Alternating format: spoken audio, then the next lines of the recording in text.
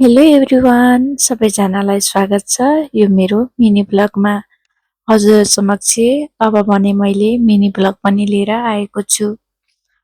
परदेशको ठाउँ जे जस्तो छ त्यसैमा एडजस्ट हुनुपर्छ हैन त साथीहरू। अनि बिहानको दिनचर्या मेरो चाहिँ यस्तै गरी बित्छ है साथीहरू। बिहानै उठ्यो, घर सफा गर्यो हैन, घरमा के कसो छ हेर्यो, बच्चासँग यसै गरी बित्छ। अनि हामी जहाँ भए पनि खुसी त हुनुपर्छ नि हैन साथीहरू। जुन अवस्थामा भए पनि हामी एकदमै खुसी भएर आफ्नो जीवनलाई अगाडि बढाउनु पर्छ। म चाहिँ अरूभन्दा अलिकति फरक लाग्छ साथीहरू, किनकि म यहाँ भए पनि आफ्नो धर्म संस्कृतिको कुरामा चाहिँ एकदमै मलाई चाहिँ मान्न मन लाग्छ है साथीहरू। मेरो मम्मीले भन्नुहुन्थ्यो, हामी जुनसुकै ठाउँमा किन नबसौँ तर आफ्नो रीतिरिवाज चाहिँ कहिले पनि भुल्नु हुँदैन छोरी भन्नुहुन्थ्यो।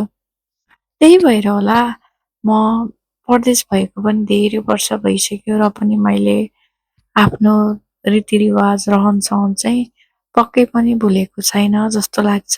अहिले सम्झिन्छु म मेरो बाल्यकालको अवस्था। कति रमाइला थिए ती दिनहरू है। सबै साथी सङ्गीसँग खेल्न जाइन्थ्यो गाउँमा हैन।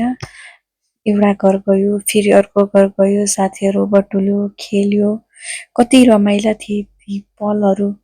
तर यहाँ परदेशको ठाउँमा साथी भेट्नलाई पनि धेरै गाह्रो पर्छ। अनि साथी नै भेटिए पनि के कस्तो हो बुझ्नलाई एकदमै समय लाग्छ। अनि अहिले म सम्झन्छु ती गाउँका ती पलहरू, ती बाल्यकालका यादहरू, ती स्कुलका यादहरू अनि ती कलेजका यादहरू साँच्चै नै कति मिठा थिए। सम्झिँदा पनि कति आनन्द लाग्छ। अहिले त को साथी कहाँ पुग्यौँ है, र पनि कति यादगार छन् ती पलहरू। साँच्चै नै यस्तै गरेर मेरा दिनहरू बित्ने गर्छन्। बिहान चाहिँ म साथीहरू यो बेलसङ्गाको वाटर खाएर दिनको सुरुवात गर्छु है। हजुरहरू कसो गर्नुहुन्छ? अनि हजुरहरूलाई मेरो भिडियो कस्तो लाग्यो? पक्कै पनि मन पर्यो होला, पक्कै पनि लाइक कमेन्ट सेयर गर्नुहोला। अनि फेरि यस्तै भिडियो लिएर आउने नै छु है साथीहरू। मेरो भिडियोलाई मन पराइदिनु होला, लाइक गर्नुहोला है त साथीहरू।